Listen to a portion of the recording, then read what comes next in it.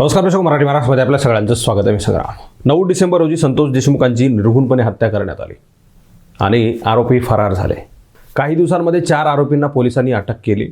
उर्वरित 3 आरोपी अद्यापही फरार होते.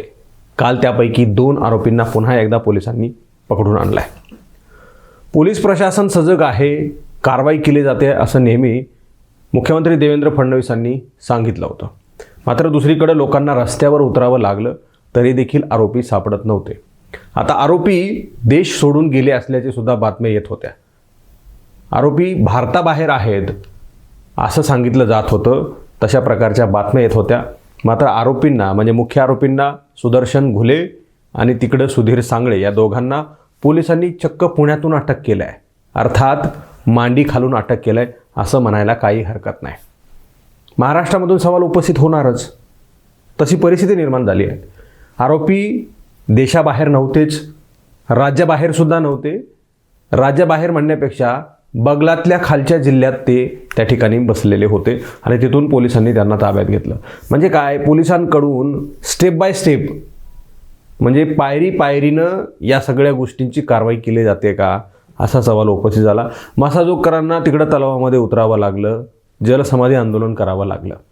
पोलिसांकडून कारवाई केली जाते मात्र कारवाई करू दिली जात नाही आहे का असाही सवाल उपस्थित झाला आहे. तिकडं सत्ताधारी पक्षाकडून सुरेश धस आहेत, इकडे विरोधी पक्षाकडून संदीप क्षीरसागर आहेत.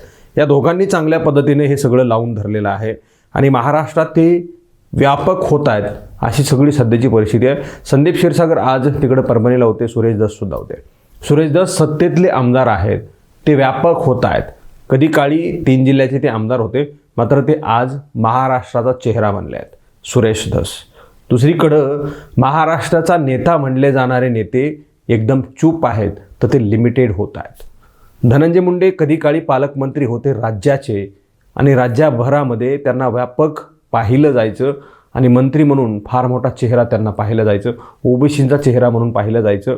गोपीनाथ मुंडेंची ते जागा घेतील आणि गोपीनाथ मुंडेंचं नेतृत्व करतील अशा प्रकारचा दृष्टिकोन त्यांच्याकडे पाहण्याचा होता. धनंजय मुंडे यांना चक्रव्यूहामध्ये अडकवलं गेलं या सगळ्या गोष्टी आम्ही फार पूर्वीपासून ऐकत आलो.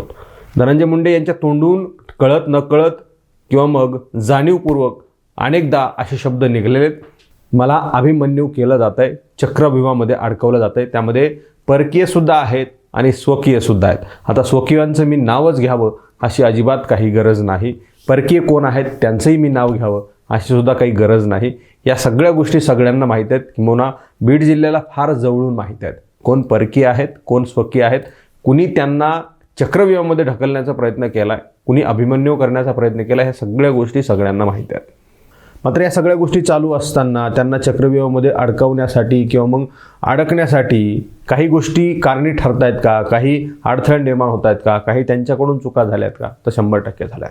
कुणी चक्रव्यूहामध्ये त्यांना अडकवण्यासाठी प्रयत्न करत असताना यांच्याकडून काही चुका झाल्यात आणि त्यांच्या विरोधकांच्या पथ्यावर पडलेल्या आहेत. काही लोक वाहत्या गंगेमधून हात धुवून घेत आहेत. धनंजय मुंडेंना कसं खाली दाबता येईल यासाठीचे प्रयत्नसुद्धा केले जात आहेत. तर धनंजय मुंडे यांच्या कार्यकर्त्यांनी सुद्धा कसर सोडली नाही. कालच एक फोन मला वडगावच्या गावामधून आला आणि तिथं काहीतरी प्रकार घडलेला आहे, तक्रार झालेली आहे, ती मी विस्तारानं नंतर सांगेलच. मात्र सदरील आरोपी धनंजय मुंडेंचं नाव घेत होता आणि मी त्यांचा कार्यकर्ता आहे असं म्हणत होता.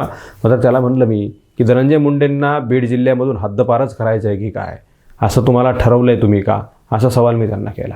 मात्र या सगळ्या गोष्टी आहेत खऱ्या. मात्र दुसरीकडं अशी सगळी परिस्थिती असताना कार्यकर्त्यांनी खरंच कसर सोडली नाही हे मी जाणीवपूर्वक फार पूर्वीपासून सांगत आहे. आजही सांगतोय, धनंजय मुंडे अडचणीत कोणामुळे आले असतील तर कार्यकर्त्यांमुळे. कार्यकर्त्यांनी कुठल्याही प्रकारची कसर बेकायदेशीर काम करण्यासाठी सोडलेली नाही. मी बाहेरून अशी माहिती घेतली किंवा मग फार पूर्वीपासून मला अशी माहिती होती. काही वाल्मिकराणासारखे निकटवर्तीय जर सोडले तर ज्यांची धनंजय मुंडेंची कधीही काहीही ओळख नाही अशा लोकांनी फोन करून अधिकाऱ्यांकडून दम देऊन कामं करून घेतली आहेत. काही चुकीची कामं करून घेतली आहेत. मी डीएमचा कार्यकर्ता आहे, माझं काम करून द्या नाही तर तुम्हाला साहेबापाशी उभा करेल, अशा प्रकारचे दम देणारे फोन अधिकाऱ्यांना गेले आणि अधिकाऱ्यांना बिनबोबाट ती कामं करावी लागलीत. धनंजय मुंडे आणि सदरील फोन करणाऱ्या कार्यकर्त्याची कदाचित ओळखही नसेल, कदाचित म्हणण्यापेक्षा ओळखच नाही, असे अनेक कार्यकर्ते बीड जिल्ह्यामध्ये सापडतील आणि त्यांनी हात धुवून घेतलेला आहे आणि हे सगळं धनंजय मुंडेंच्या भोवती फिरलं आहे.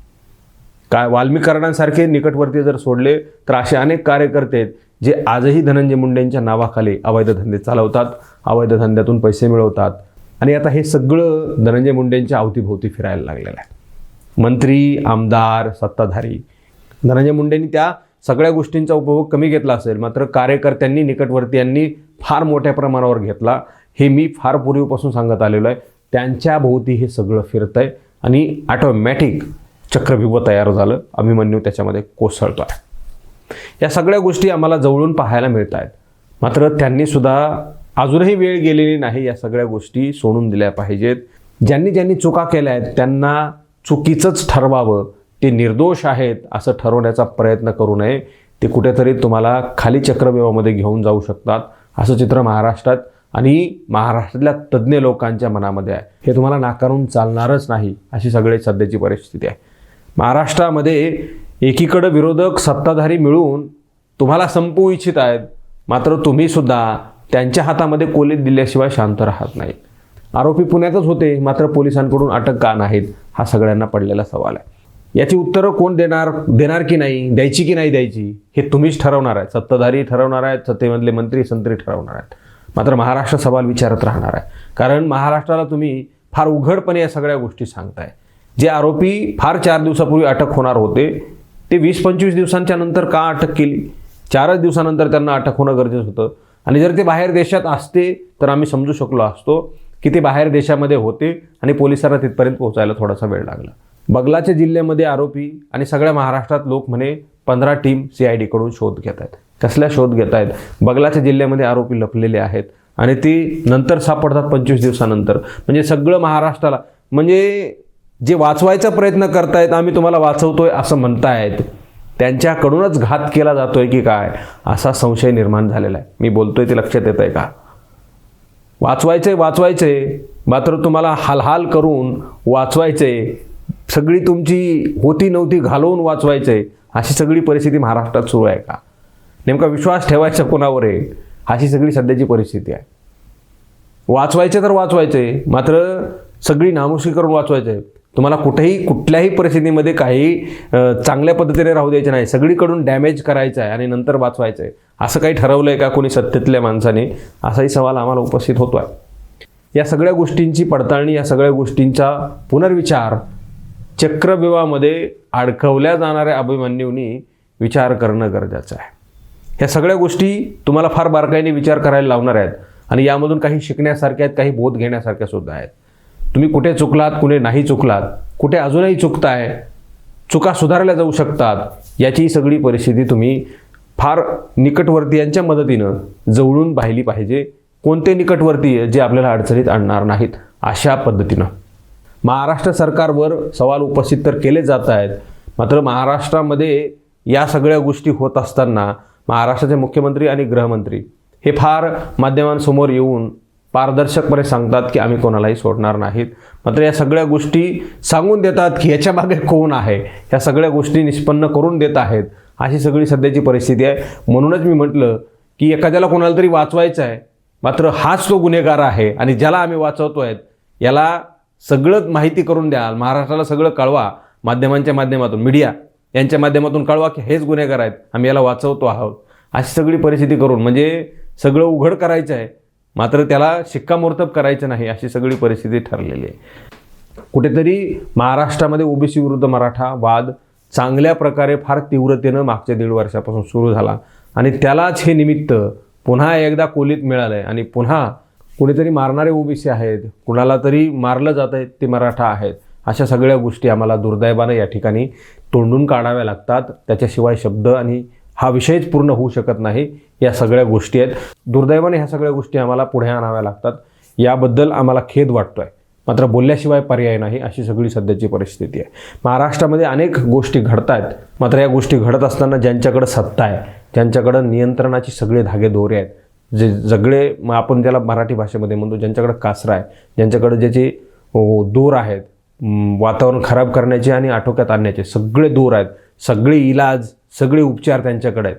त्यांनी थोडंसं गांभीर्यानं घेणं गरजेचं आहे आणि ते घेत नाही आहेत, म्हणून या सगळ्या गोष्टीवर संशय निर्माण होतोय. अशी महाराष्ट्रात अनेक प्रकरणं जी दडपली गेली आहेत, काही फायद्यासाठी पुढे आणली, काही चांगले बाहेर येण्याची गरज होती, मात्र ते बाहेर आले नाहीत. माध्यमांच्या हातात धरून किंवा मग काही वेगवेगळ्या विविध गोष्टी सांगता येतील अशी सगळी सध्याची परिस्थिती आहे. महाराष्ट्रातलं वातावरण दुरुस्त करण्यासाठी पुढचे 10 वर्ष लागतील असं मला तरी वाटतं. तज्ज्ञांनी सुद्धा तसं सांगितलेलं आहे. आम्ही 10 वर्ष मागे गेलो आहे. वातावरण अत्यंत खराब झालेलं आहे आणि हे सगळं वातावरण दुरुस्त करण्यासाठी कुठेतरी सामंजस्याने पुढे येणं गरजेचं आहे.